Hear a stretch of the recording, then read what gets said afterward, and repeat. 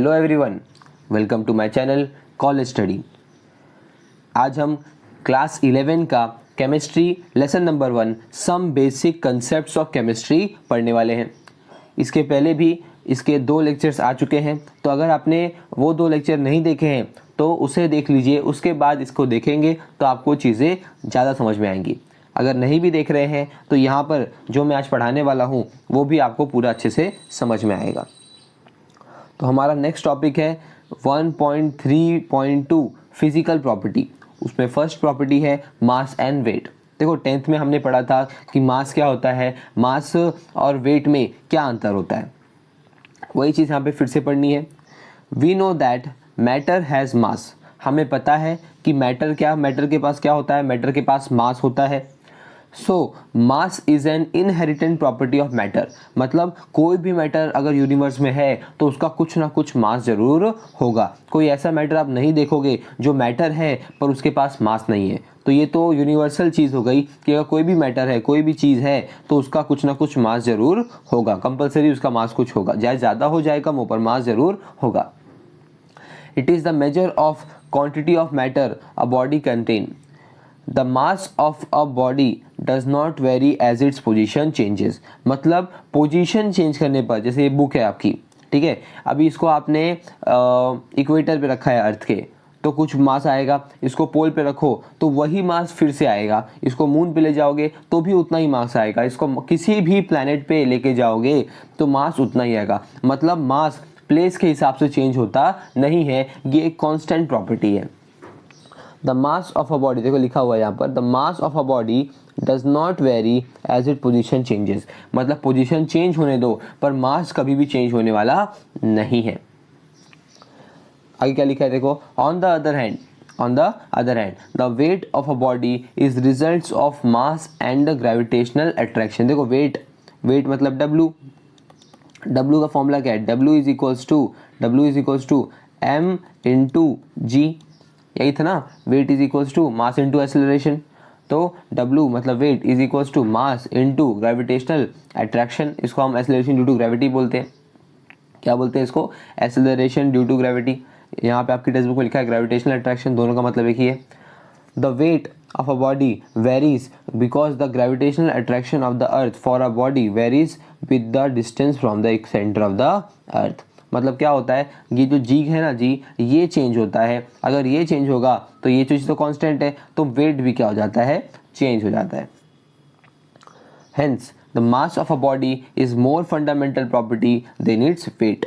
मास क्या है, ज़्यादा बेसिक, ज़्यादा अच्छी प्रॉपर्टी है as compared to its weight, क्योंकि मास क्या होता है, कांस्टेंट होता है, और वेट जगह जगह के हिसाब से चेंज होने लगता है।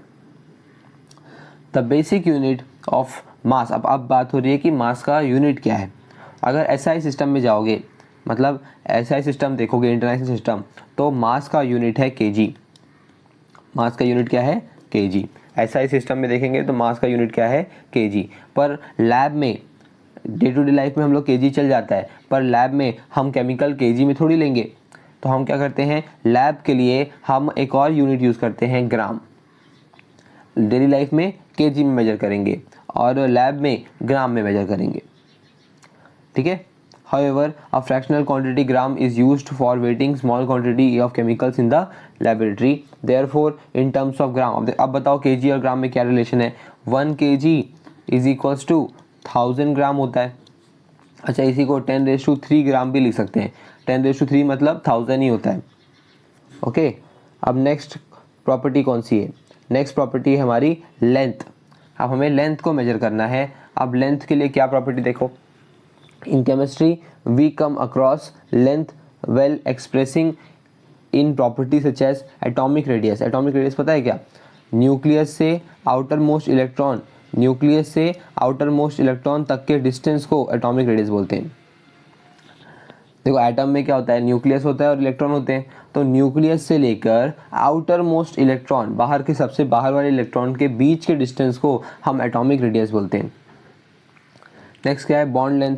दो एटम है ए और बी, दोनों कंबाइन हुए तो ये जो बॉन्ड बना इसका लेंथ। वेव लेंथ, वेव का लेंथ निकालेंगे, यहाँ से लेके यहाँ तक, ये जो डिस्टेंस इसको वेवलेंथ बोलेंगे, और electromagnetic radiation and so on, ये सब क्या है, लेंथ ही तो है इनका मेजरमेंट करने के लिए। पर हाँ एक चीज़ बताओ, यहाँ पे हम किलोमीटर या मीटर यूज़ कर सकते हैं क्या? एटम खुद इतना छोटा होता है, उसको हम किलोमीटर या फिर मीटर से मेजर कर ही नहीं सकते।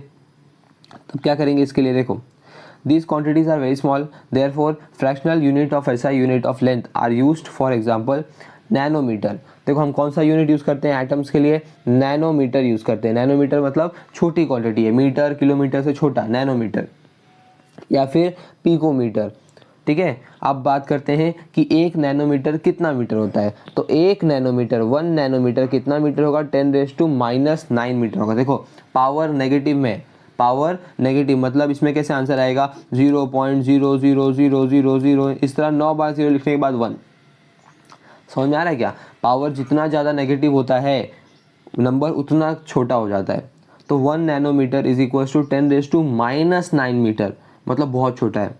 अच्छा 1 पिकोमीटर, पी मतलब picometre, 1 picometre is equal to 10⁻12 metre, मतलब 0. ऐसे आपने लिखा 0.0000, सब 12 बार 0 लिखने के बाद 1 लिखने का। ठीक है, तो क्या हो जाएगा 10⁻12 मीटर। तो 1 नैनोमीटर 10⁻⁹ मीटर और 1 picometre is equal to 10⁻12 metre. Next property है हमारी वॉल्यूम। नेक्स्ट प्रॉपर्टी क्या है हमारे, वॉल्यूम। तो volume it is the amount of space occupied by 3 dimensional object. देखो वॉल्यूम मतलब क्या, आपने कोई भी चीज़ रख दो ज़मीन पर, अपनी बुक रख दो, और जितना स्पेस आपकी बुक ज़मीन पर कवर कर रही है, जितना स्पेस आपकी बुक ज़मीन पर कवर कर रही है और स्पेस में कवर कर रही है, उसे हम उसका वॉल्यूम बोल देंगे। तो वॉल्यूम मतलब कुछ अलग नहीं है, वॉल्यूम मतलब स्पेस ऑक्यूपाइड, जगह जितना ऑक्यूपाई करेगा कोई भी 3 डायमेंशनल ऑब्जेक्ट, उसे हम उसका वॉल्यूम बोलेंगे। जैसे आपका फ़ोन कोई जगह ऑक्यूपाई कर रहा होगा तो वो उसका वॉल्यूम है। देखो बॉटल खरीदते हैं हम लोग मार्केट से बिस्लरी का, उसमें लिखा रहता है 1 लीटर, तो उसमें उसका मतलब क्या, उस बॉटल में सिर्फ 1 लीटर का वॉल्यूम है, उसमें सिर्फ 1 लीटर का पानी आएगा। ठीक है, it does not depends on shape. अच्छा वॉल्यूम शेप पे डिपेंड होता नहीं है, वॉल्यूम शेप पे डिपेंड होता नहीं है। आपने मार्केट से अलग अलग कोल्ड ड्रिंक खरीदो, सबके ऊपर लिखा रहेगा 1 लीटर 1 लीटर 1 लीटर, पर सबका शेप थोड़ी सेम होगा। आप मार्केट से अलग अलग कोल्ड ड्रिंक का बॉटल खरीदो ना, उसमें सबके पीछे लिखा रहेगा 1 लीटर, पर सबका शेप अलग अलग होगा। इसका मतलब क्या है, वॉल्यूम शेप पे डिपेंड करता नहीं है। For measurement of volume of liquid and gas a common unit liter which is not an SI unit is used। देखो लीटर हम डे टू डे लाइफ में यूज़ करते हैं, पर ये SI यूनिट नहीं है। बहुत बच्चों को लगता है कि लीटर हम यूज़ करते हैं तो वही SI यूनिट है। लीटर जो हम डे टू डे लाइफ में यूज़ करते हैं वो SI यूनिट नहीं है, लीटर SI यूनिट नहीं है। तो क्या SI यूनिट है, metre cube. Litre SI unit नहीं है, तो लीटर तो SI यूनिट क्या है, वॉल्यूम का, वॉल्यूम का SI यूनिट है मीटर क्यूब। वॉल्यूम का SI यूनिट क्या है, मीटर क्यूब। आप देखते हैं कैसे कन्वर्जन, थोड़ा देखते हैं। 1 लीटर 1 लीटर कितना DM क्यूब होगा, 1 DM क्यूब होगा, decimetre cube. 1 litre is equal to 1 DM cube. Litre लिखो चाहे DM क्यूब लिखो एक ही बात है, क्योंकि 1 litre is equal to 1 DM cube. अब बताओ 1 लीटर कितना मिलीलीटर होता है, 1 litre is equal to 1000 millilitre. 1 litre is equal to 1 DM cube हो गया। अच्छा अब 1 लीटर कितना मिलीलीटर होता है, 1000 मिलीलीटर। ठीक है, अच्छा 1 मिलीलीटर कितना सेंटीमीटर क्यूब होता है। देखो यहाँ पे 1000 मिलीलीटर है तो यहाँ पे 1000 सेंटीमीटर क्यूब हो गया, मतलब मिलीलीटर लिखो या फिर सेंटीमीटर क्यूब लिखो एक ही बात हो गई। उसी को यहाँ पे इसने थोड़ा बढ़ा के लिखा है, 10 centimetre into 10 centimetre into 10 centimetre, क्या हो जाएगा 1000 सेंटीमीटर क्यूब। तो ऐसा यूनिट वॉल्यूम का क्या है, metre cube, M3 metre cube. ये डायग्राम पढ़ लीजिएगा। Different kind of glasswares are used to measure the volume of liquid and solution. For example graduated cylinder. देखो यहाँ पर मतलब क्या करने का, आपको कोई भी लिक्विड दे दिया तो आपको उसका वॉल्यूम पता होना चाहिए ना। केमिस्ट्री में हम केमिकल जब रिएक्शन करते हैं तो हम केमिकल का वॉल्यूम भी डिफाइन करते हैं, मतलब वॉल्यूम भी लिखते हैं अपने आंसर्स में। तो वॉल्यूम मेजर कैसे करोगे, तो 4 इंस्ट्रूमेंट्स हैं हमारे पास। इस पहले वाले को हम बोलते हैं ग्रेजुएटेड सिलेंडर। मतलब इसमें क्या करो, लिक्विड डालो, यहाँ पे यूनिट लिखे हुए हैं, ऐसा लिखा हुआ है, लेबल, इसको देख लो और मेजर कर लो कितना इसमें लिक्विड का वॉल्यूम रखा गया है। नेक्स्ट है ब्यूट्रेट। यहाँ पे ब्यूट्रेट दिया हो गया, देखो ये वाला ब्यूट्रेट है।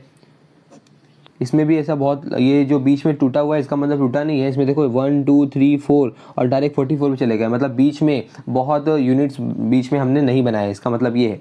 इसका मतलब ये टूटा नहीं है, इसका मतलब है बीच में यूनिट्स जो थे 4 से लेके 43 तक वो हमने नहीं बनाए हैं, हमने स्टार्टिंग और एंडिंग वाला बनाया है। तो इसमें देखो ऐसे लगा लाइन से लिखा हुआ है 1 2 3 4, आप लिक्विड डालो, आप मेजर कर लो कितना इसमें वॉल्यूम है इसका। उसके बाद पीपिड, ये आपने 10th में देखा ही है, इसमें भी ऐसे यूनिट्स लिखे रहते हैं यहाँ पर, ठीक है। उसके बाद वॉल्यूम फ्लास्क, इसमें भी हम मेजर कर लेते हैं चीज़ों को। नेक्स्ट है density. Density of a substance is its mass per unit volume. Density का फॉर्मूला क्या आपने बचपन से पढ़ा हुआ है, मास अपॉन वॉल्यूम। डेंसिटी कैसे निकालते हैं, मास अपॉन वॉल्यूम से निकालते हैं। डेंसिटी कैसे निकालेंगे, मास अपॉन वॉल्यूम से निकालेंगे, ठीक है। It is determined in laboratory by measuring both the mass and volume of a sample. The density is calculated by dividing mass by volume. Density कैसे calculate करोगे, mass लिखो उसको volume से divide कर दो। It is the characteristic property of a substance. So SI unit of density can be obtained as follow. कैसे निकालेंगे, देखो अगर मुझे डेंसिटी का ऐसा यूनिट निकालना है तो फॉर्मूला में जो मास है उसका ऐसा यूनिट डाल दो और वॉल्यूम जो है उसका ऐसा यूनिट डाल दो, क्योंकि density is equal to mass upon volume होता है। तो मास का ऐसा यूनिट अपॉन वॉल्यूम का ऐसा यूनिट, तो मास का ऐसा यूनिट क्या था केजी और वॉल्यूम का ऐसा यूनिट क्या पढ़ा था हमने अभी अभी, मीटर क्यूब। तो इसी को मैंने यहाँ पे लिख दिया केजी अपॉन मीटर क्यूब। तो डेंसिटी का यूनिट क्या हो गया, केजी अपॉन मीटर क्यूब। और अभी क्या करो, केजी को ऐसे ही रखो, पर देखो मीटर क्यूब को अगर मैं ऊपर लूँगा, कोई भी डिनोमिनेटर वाली चीज़ अगर ऊपर आएगी तो उसका पावर नेगेटिव हो जाएगा। कोई भी डिनोमिनेटर वाला क्वांटिटी ऊपर आएगा न्यूमरेटर में तो उसका जो पावर है वो नेगेटिव हो जाएगा। तो केजी मीटर -3, समझ में आया क्या। चाहे आप इसको ऐसे लिखो, चाहे आप इसको ऐसे लिखो। अच्छा, अगर सीजीएस यूनिट में निकालेंगे तो सीजीएस यूनिट में मास का यूनिट क्या होता है, ग्राम, और वॉल्यूम का यूनिट क्या होता है, मिलीलीटर। तो यहाँ पे देखो मैंने ग्राम पर मिलीलीटर लिख दिया, इसी को हम ग्राम मिलीलीटर रेज़ टू -1 लिख सकते हैं। और देखो 1 मिलीलीटर कितना सेंटीमीटर था, सेंटीमीटर क्यूब था, 1 सेंटीमीटर क्यूब था, तो इसको ग्राम सेंटीमीटर रेज़ टू -3 भी लिख सकते हैं। समझ में आया क्या, मतलब क्या हुआ, 1 millilitre 1 millilitre is equals to 1 centimetre cube. तो यहाँ पे क्या होगा, ग्राम अपॉन मिलीलीटर, इसको ऐसे लिखो या फिर ऐसे भी लिख सकते हो, ग्राम अपॉन सेंटीमीटर क्यूब। फिर बात क्या करो, इसको आगे ले लो, ऊपर ले लो, तो ग्राम सेंटीमीटर रेज़ टू -3, क्योंकि ये नीचे वाला पार्ट ऊपर आएगा तो पावर नेगेटिव जाएगी। समझ में आया क्या, चलो आगे करते हैं। नेक्स्ट प्रॉपर्टी है टेम्परेचर। नेक्स्ट प्रॉपर्टी क्या है, temperature. Temperature is a major of hotness और कूलनेस ऑफ ऑब्जेक्ट। मतलब टेम्परेचर मतलब क्या, टेम्परेचर एक ऐसी क्वांटिटी है जो ये बता सकती है कि कोई ऑब्जेक्ट कितना गर्म है या कोई ऑब्जेक्ट कितना ठंडा है, ठीक है। डेफिनेशन क्या बोल रहा है, temperature is the measure of hotness and और coolness of a object. Temperature क्या बताता है, कोई ऑब्जेक्ट का टेम्परेचर अगर ज़्यादा हाई है मतलब वो बहुत गर्म है, कोई ऑब्जेक्ट का टेम्परेचर मतलब बहुत कम है तो इसका मतलब वो बहुत ठंडा है। There are 3 common scales to measure the temperature, namely Celsius, degree Celsius. देखो हमारे पास 3 स्केल्स हैं टेम्परेचर मेजर करने का। पहला स्केल क्या है, डिग्री सेल्सियस, दूसरा क्या है, डिग्री फ़ारेनहाइट, दूसरा क्या है, डिग्री फ़ारेनहाइट है। 2 यूनिट देख लिया हमने, एक सेल्सियस एक डिग्री फ़ारेनहाइट। अब थर्ड यूनिट क्या है, थर्ड यूनिट है केल्विन। थर्ड यूनिट क्या है हमारे पास, केल्विन। हियर कैपिटल के इज़ द यूनिट, ऐसा यूनिट। देखो अब केल्विन जो है, सेल्सियस फ़ारेनहाइट केल्विन, जो केल्विन है ये टेम्परेचर का ऐसा यूनिट है, मतलब ऐसा यूनिट ऑफ टेम्परेचर, ऐसा यूनिट ऑफ टेम्परेचर। टेम्परेचर का ऐसा यूनिट कौन है, टेम्परेचर का ऐसा यूनिट केल्विन है। टेम्परेचर का ऐसा यूनिट क्या है, kelvin. Figure 1.4 shows that thermometer based on these scales. Generally, thermometer with Celsius scale are calibrated from 0 degree to 100 degree. देखो हमने जब देखा है थर्मोमीटर में तो यहाँ पे क्या लिखा रहता है, 0 डिग्री लिखा रहता है और 100 डिग्री लिखा रहता है, क्योंकि 0 डिग्री पानी का फ्रीजिंग पॉइंट है और 100 डिग्री पानी का बॉइलिंग पॉइंट है। Where these two temperatures are respectively the freezing and boiling point of water at atmospheric pressure। अच्छा, यही इसी टेम्परेचर को, ये 0 डिग्री वाले को और 100 डिग्री वाले को अगर आप फ़ारेनहाइट स्केल में देखोगे तो कितना दिखाएगा, 32 फ़ारेनहाइट उसका मतलब फ्रीजिंग पॉइंट है पानी का, और 212 फ़ारेनहाइट अपना बॉइलिंग पॉइंट है। ठीक है, अगर सेल्सियस स्केल में देखोगे तो 0 डिग्री और 100 डिग्री, पर अगर इसी टेम्परेचर को, फ्रीजिंग पॉइंट और बॉइलिंग पॉइंट को पानी के, अगर आप इसको फ़ारेनहाइट स्केल में देखोगे तो कितना मिलेगा, 32 फ़ारेनहाइट और 212 फ़ारेनहाइट। अच्छा देखो, अब हमारे पास फॉर्मूला दे दिया उसने। फॉर्मूला क्या है, आप क्या निकाल सकते हो, फ़ारेनहाइट निकाल सकते हो अगर आपको सेल्सियस दिया गया रहे। आप क्या कर सकते हो, केल्विन भी निकाल सकते हो अगर आपको सिर्फ सेल्सियस पता हो। ठीक है, हमारे पास दोनों फॉर्मूले हैं कि हम दोनों को फाइंड आउट कर सकते हैं। चलो कैसे फाइंड आउट करेंगे,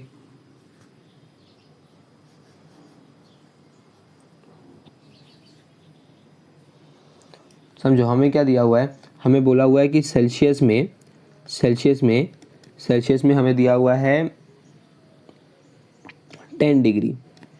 ठीक है, 10 डिग्री हमें टेम्परेचर दिया गया है सेल्सियस में।